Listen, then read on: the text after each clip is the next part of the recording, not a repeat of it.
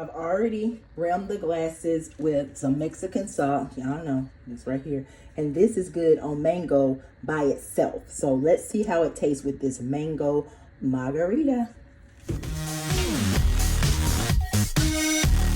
So I've already had the mango and tequila, I guess marinating with each other because I like a little infused naturally. You can also do frozen mango in this as well, but I'm actually using fresh mango that I've sliced. One full mango, and I have 2 slices left here that I'm gonna garnish with.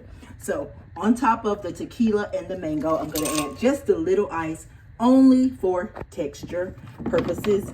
And then I'm going to add in some orange liqueur. Next, I'm going to throw in, these are frozen limes, and I'm going to add in 2. I'm going to add in some of the Mexican salt, and then I'm going to add in some lime juice of 1 wedge lime that I heated a little bit in the microwave just so I could get all the juice out of that wedge. I wanted all my juice out of the wedge. And I'm going to also throw in just a tad bit of sweet and sour. Just a tad.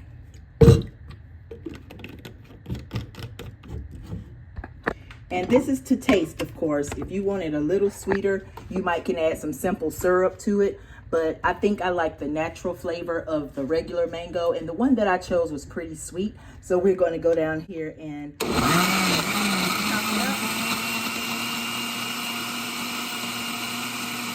Of course, if you don't want the little bits and pieces of lime in yours, you can always remove that step and just add more lime juice. But I like the texture and the taste of it. So now let's pour up.